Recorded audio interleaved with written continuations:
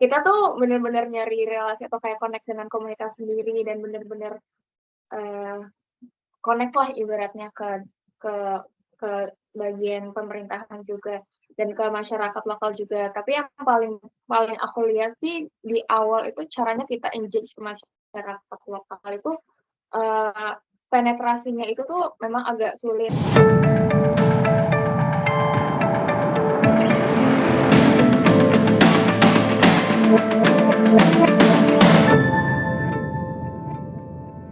Hai Kerabat Guardian, balik lagi di The Conversation. Hari ini edisinya spesial nih. Kalau biasanya langsung dari ruang tamunya Roxy, sekarang kita ada di ruang tamu masing-masing. Bahkan saya ada di antariksa. Nah, hari ini kita kedatangan bintang tamu yang luar biasa. Namanya Mauriza Arifia Asmi, atau biasa akrab dikenal dengan Kak Iza. Kak Iza ini merupakan co-founder Ruang Iklim dan Climate Reality Leader. Yuk, simak selengkapnya. Nah, aku mau masuk mulai Iza ini bisa tertarik dengan dunia perubahan iklim, bahkan sampai aktif di organisasi. Oke, thank you banget nih Kak Samuel undangannya. Salam kenal semuanya.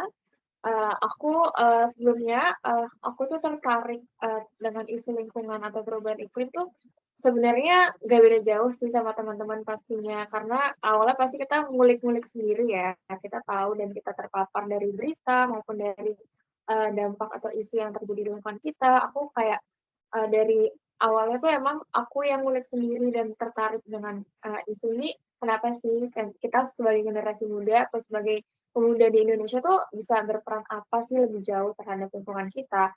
Nah, sebagai saat itu sih aku masih di bangku kuliah ya kalau nggak salah, masih sekolah juga. Maksudnya masih banyak lah kegiatannya juga saat itu, dan salah satunya itu aku berkecimpung di dunia aktif, maksudnya mulai aktif di dunia kegiatan isu lingkungan.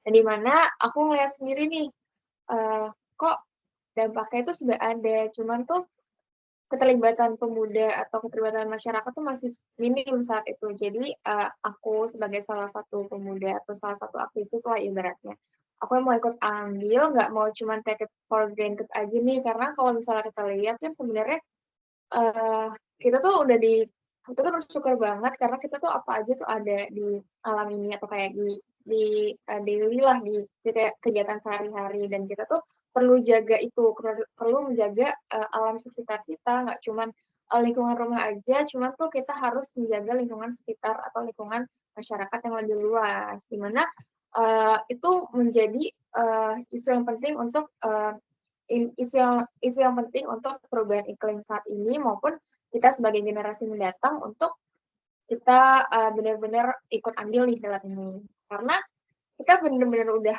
mengalami itu loh, dan memang peran kita itu sangat penting sebagai generasi muda yang memang ikut andil dalam isu lingkungan seperti itu.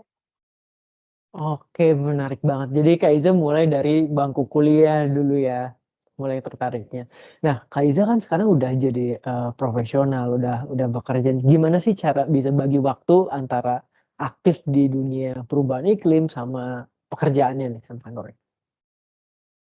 Bagus banget sih pertanyaannya, karena sebenarnya itu juga challenge juga sih pasti untuk aku pas di bangku kuliah, even sampai sekarang ya, karena kan itu suatu hal yang fokusnya berbeda ya, tapi gimana nih caranya kita tetap bisa keep dua-duanya tuh jalan, walaupun kita ada kegiatan pribadi atau kayak kegiatan lingkungan kita, itu caranya tuh gimana sih? Biasanya sih dari aku memang memfokuskan kegiatan pribadi atau kayak ngeset timeline lah ibaratnya, dengan menjaga keseimbangan antara kegiatan mainly aku, aktivitas aku pribadi atau pekerjaan saat ini dengan aktivitas lingkungan, di mana aku ngatur prioritasnya apa kayak jadwal sendiri lah ibaratnya, apa yang perlu aku put terlebih dahulu, lalu kegiatan lingkungan apa yang perlu didahulukan, karena kan dua-duanya harus jalan nih, kita emang harus pintar-pintarnya nih. Dari bangku kuliah aku banyak banget belajar komitmen untuk waktu, karena kita harus benar-benar ngeset itu dengan jelas kan, apalagi fokusnya tuh emang berbeda. Jadi balik lagi dari diri sendiri tuh emang harus menyeimbangkan antara aktivitas pribadi lalu, dengan aktivitas lingkungan. Gimana caranya align dengan keduanya tuh juga, bisa banget sih sebenarnya gimana kita narik, lingkungan yang kita, misal kayak, lingkungan pribadi kita untuk ikut ke aktivitas, lingkungan atau sebaliknya itu bisa banget, cuma itu biasanya dibagi-bagi sih proporsinya juga.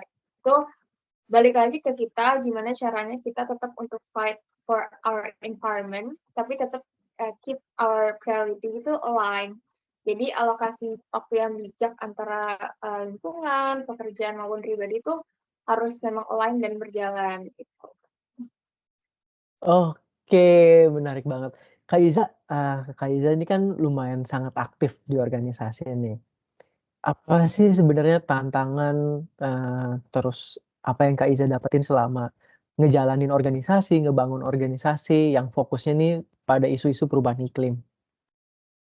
Tantangan dan pengalaman tuh banyak banget, tapi tantangan yang challenge terbesar aku, kalau aku dari awal pertama aku di grassroots movement, karena kan waktu itu aku awal tuh join, kegiatan aktivitas lingkungan aku di 2019, itu aku masih bangku kuliah, di mana kita tuh bener-bener nyari relasi atau kayak connect dengan komunitas sendiri dan bener-bener, eee, connect lah ibaratnya ke ke bagian pemerintahan juga dan ke masyarakat lokal juga. Tapi yang paling paling aku lihat sih di awal itu caranya kita engage ke masyarakat lokal itu, eee, penetrasinya itu tuh memang agak sulit, ada challenge tersendiri lah karena kan ada prioritas yang berbeda di mana kita memprioritaskan untuk alamnya, tapi kalau misalnya kita melihat, di atau masyarakat sosial kan, biasanya kan mereka lebih memprioritaskan adanya,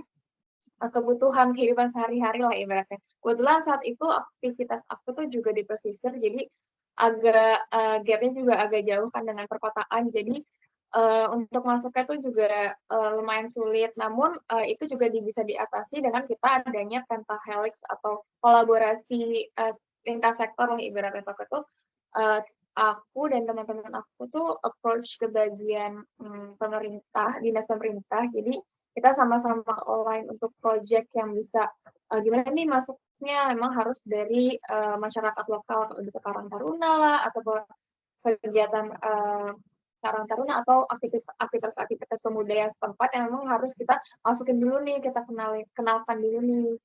Tantangan lainnya juga banyak banget sih, Kak, dari, membership keanggotaan, seperti yang kita tahu kalau komunitas, pro bono atau volunteer itu kan tidak ada keterikatan secara, hitam di atas putih ya, atau, keterikatan secara langsung lah, ibaratnya cuman volunteer yang emang kita secara goals itu tuh membagi goals yang sama, cuman gimana cara kita keep intact sama teman-teman, member di komunitas kita, ya emang kita harus nge-set goal yang sama, kita nge-build environment yang benar-benar nyaman, transparan buat teman-teman itu kita saling sharing, saling berbagi, nggak cuma untuk isu lingkungan, tapi isu ya ibaratnya sharing cerita aja lah ibaratnya.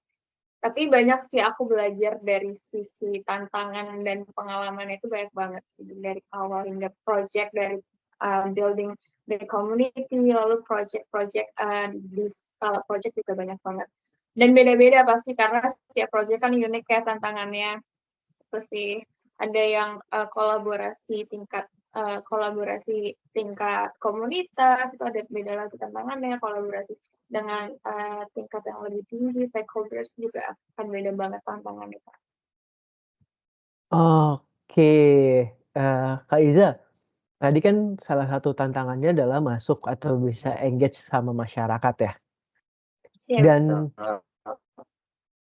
dan aku juga, baca nih, ternyata Indonesia itu salah satu orang-orangnya yang paling nggak percaya sama perubahan iklim. Bahkan aku punya temen dia bilang kayak, "Ah, perasaan nggak terjadi apa-apa nih, nggak ngerasain apa-apa kok.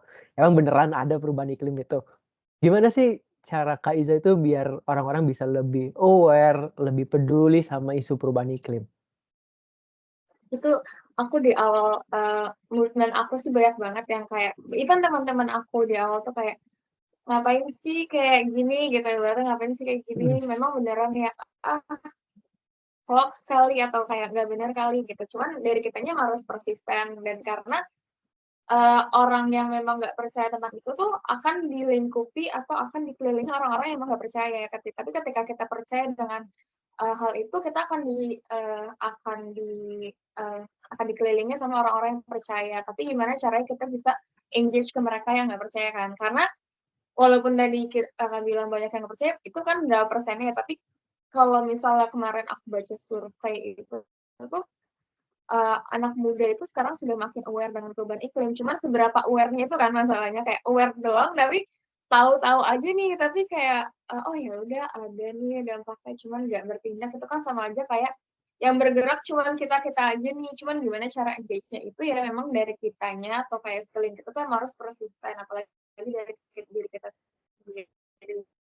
Kalau misalnya kita konsisten dan emang sustain untuk ngelakuin hal itu dan untuk menyebarkan kebaikan itu, aku yakin banget yang lain tuh pasti akan ikut. Karena tuh dari awal aku dianggap yang kayak ngapain sih misalnya bawa botol tumbler atau bawa sedotan plastik atau kayak ngelakuin kegiatan lingkungan, ngapain sih, itu kan biasanya ngerjain cuman siapa sih, kayak mungkin orang-orang yang ngebersihin gitu. Ngapain sih ikutan capek-capek gitu kan, juga ada yang bersihin sendiri gitu.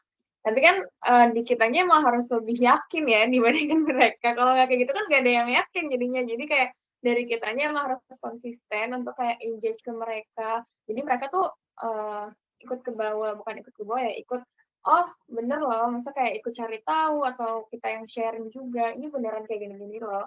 Cuman emang caranya itu nggak bisa yang langsung, ah ini beneran kayak kayak ngesas atau kayak apa sih kayak langsung ngasih tahu kayak langsung appointment kalau ini tuh bener dan mereka salah, nggak bisa kayak gitu karena kan semua orang kan punya persepsi yang berbeda ya, walaupun mereka udah tahu atau nggak paham, kita coba benar-benar masuknya tuh kayak benar-benar perlahan tapi dari kita yang diri sendiri itu untuk set goals di kita, makin engage ke yang lain, aku yakin banget sih yang lain juga masyarakat atau lingkungan sekitar juga kita juga akan ikut ke bawah seperti itu. Oke, menarik nih, Kak. Kalau misalkan orang-orangnya udah mulai aware, terus pengen masuk ke organisasi yang fokusnya tentang isu perubahan iklim, gimana nih, Kak, caranya? Harus mulai dari mana sih kalau misalkan orang awam banget?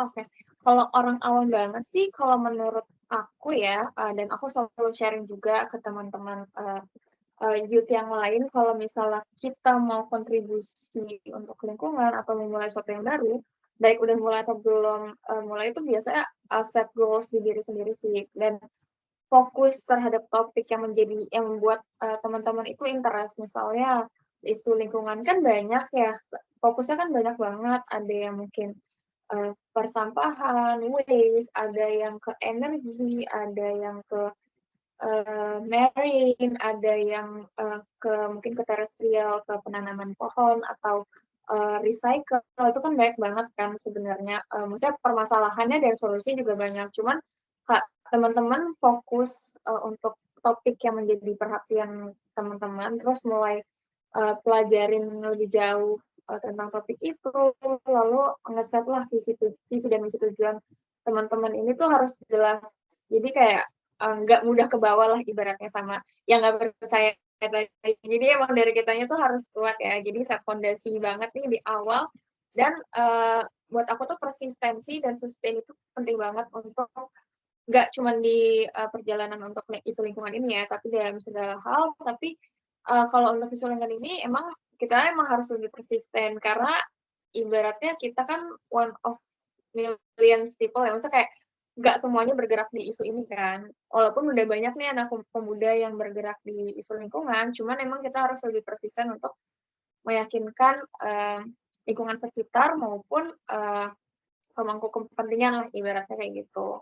Cuman dari kita tuh harus lebih konsisten terhadap kebaikan yang mau kita lakukan ke alam ini.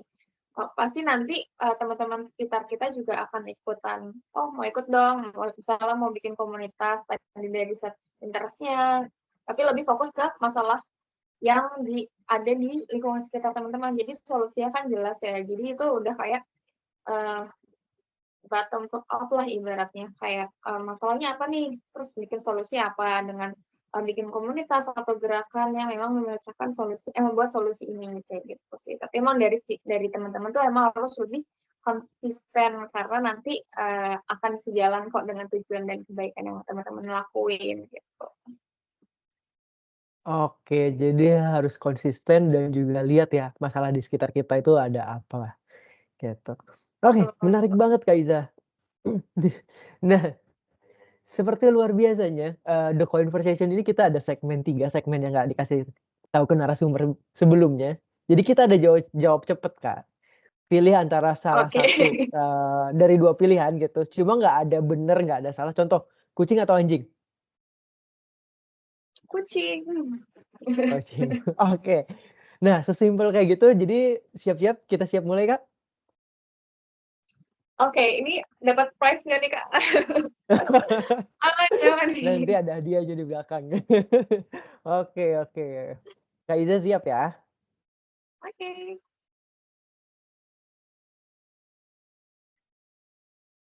Pantai atau gunung? Pantai. Nanam pohon atau bersihin pantai? Nanam pohon. Harus lebih cepat lagi nih, Kak. Oke KRL oke. atau busway? Tapi nanti nggak jawab gitu ya?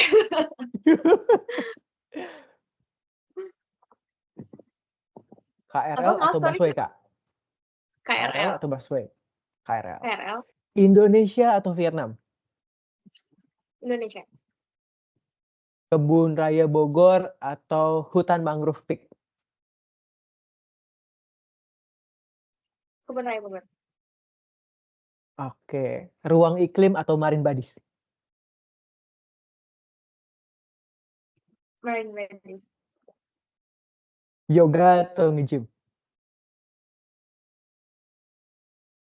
Yoga. Oke, terakhir nih, Kak. Pertanyaannya bebas dijawab.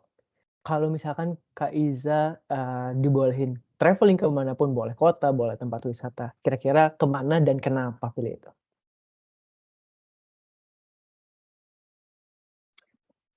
Aku tuh pengen keliling taman nasional di Indonesia, nggak tahu kenapa, karena kayak Indonesia tuh kayak luas banget kan dari Sabang sampai Merauke, dan taman nasionalnya tuh banyak banget kan, nggak cuma di Jawa nih, maksudnya di tiap pulau adalah, dan menurut aku tuh unik tiap taman nasional, kayak misalnya di Banyuwangi itu taman nasionalnya kan ada baluran, itu kan kayak savana-savana gitu. Aku pernah sih, misalnya kayak maksudnya salah satu top list aku tuh aku mau ngunjungin taman nasional yang ada di Indonesia, like nggak cuman ke kota atau pariwisata yang ada di kotanya, tapi bener-bener ngelihat taman nasional karena ada banyak kan spesies atau fauna atau flora yang ada di sana itu yang benar-benar endemiknya kita lah ibaratnya kayak gitu. Banyak Oke. ya berarti listnya. Kak Iza, mungkin terakhir nih sebelum kita tutup The Conversation kali ini nih spesial sama Kak Iza, apa sih harapan dan rencana seorang Iza untuk masa depan lingkungan Indonesia? Oke, kalau misalnya harapan untuk aku sih sebenarnya gak muluk-muluk sih Kak, dan pasti teman-teman yang udah ngelakuin kegiatan lingkungan itu pasti akan sama sih. Aku mau sebenarnya kalau misalnya untuk harapan dan perjuangan kita itu masih panjang banget untuk masalah lingkungan ya, karena tuh sebenarnya PR-nya banyak banget dan itu masalah nggak cuma masalah individu atau masalah negara, tapi masalah intergenerasional dan intersektoral. Jadi tuh kita tuh emang lebih harus persisten dan konsisten, nggak cuma anak muda atau yang sudah bergerak di bidang lingkungan, tapi benar-benar setiap sektor tuh harus dilibatkan dan ya menyuarakan ini tuh benar-benar penting lah. Ibaratnya kan kalau anak muda kan emang generasi penerus ya, jadi kayak kita harus emang lebih lebih konsisten dan persisten lah itu. Terus harapan aku juga keterlibatan masyarakat untuk menanggulangi atau menangani isu lingkungan, nggak cuma di daerah kita namun kayak di nasional, regional atau ya di nasional dan regional itu tetap selalu dilibatkan karena itu kan berpengaruh terhadap lingkungan sekitar, lalu kelestarian alamnya maupun masyarakatnya dan ekonomi setempat juga kan. Jadi pentingnya advokasi dan keterlibatan masyarakat ini juga aku harap juga akan terus meningkat sih makin ke depannya. Dan aku pengen makin banyak anak pemuda maupun gak cuma pemuda sih, tapi khususnya ya pemuda, karena kan pemuda itu penerus bangsa ya, maksudnya penerus generasi penerus lah ibaratnya, akan benar-benar jaga lingkungan kita dan bumi kita. Jadi aku mau isu ini bukan lagi menjadi isu yang cuman isu nasional atau isu satu generasi lah ibaratnya, cuman emang isu semua generasi. Dan dengan menanggulanginya ini benar-benar dari pemuda dan lintas sektor, kan nanti akses terhadap informasi dan solusinya akan semakin luas juga. Jadi aku mau banget masyarakat itu khususnya pemuda itu makin kritis dan inovatif dalam menginisiasi adanya solusi dan perubahan untuk lingkungan, dan keterlibatan pemuda dalam proses penanggulangan iklim, baik mitigasi dan adaptasi, karena kita adalah ya generasi bangsa dan penentu nasib dari bumi ini lagi. Oke, thank you Kak Iza. Kak Iza, kalau ada temen-temen yang masih mau nanya-nanya Kak Iza lagi, boleh nggak nih kira-kira? Boleh banget. Banyak ada lagi pertanyaannya. Masih ada orang di situ. Boleh. Teman-teman kalau mau nanya bisa kemana nih Kak Iza nih? Oke, kalau mau tanya bisa langsung ke sosial media aku. Aku sangat open dengan kalau misalnya teman-teman mau sharing. Di Instagram aku namanya @iza, Z-nya 2, Arifia pakai C. Lalu kalau misalnya mau kepo juga tentang kegiatan aku, sebelumnya aku tuh ada di Marine Medis dan di Ruang Iklim. Cuman sekarang mungkin lebih fokus banyak di kegiatan semuanya sih sebenarnya. Tapi bisa banget connect ke aku di Ruang Iklim. Kalau misalnya mau kalau Marine Medis itu juga aktif, keduanya aktif. Cuman kalau misalnya mau connect lebih lanjut bisa ke Ruang Iklim dan Marine Medis. Mungkin Ruang Iklim bisa nanti teman-teman kalau misalnya mau ada kolaborasi atau mau buat suatu kerjasama bareng, bisa banget add Ruang Iklim ya, ruangiklim.id, nanti bisa connect ke aku juga. Feel free to ask, feel free to sharing aja, karena aku sangat senang kalau misalnya sharing sama pemuda atau sama teman-teman yang memang mau belajar bareng nih, karena kita kan sama-sama belajar ya. Aku juga masih belajar banyak banget untuk masalah lingkungan atau cara menanggulanginya, dan aku paling senang banget kalau misalnya teman-teman bisa connect ke aku juga. Thank you. Oke, jadi teman-teman bisa connect melalui sosial media ya. Nanti juga bakal aku taruh linknya di deskripsi kita. Thank you Kak Iza udah mampir ke The Conversation. Banget undangannya. Good luck. Sama-sama Kak. Thank you juga teman-teman yang udah saksiin The Conversation. Sampai ketemu di edisi berikutnya. Saving Our Tomorrow. Bye-bye. Hai Guardian, gimana? Seru kan episode kali ini bersama Kak Iza? Kalau teman-teman masih mau nonton episode lainnya yang berkaitan tentang perubahan iklim maupun teknologi, bisa klik link di atas ini atau di deskripsinya kita. Jangan lupa untuk di-subs dan follow semua sosmednya kita. Saving Our Tomorrow.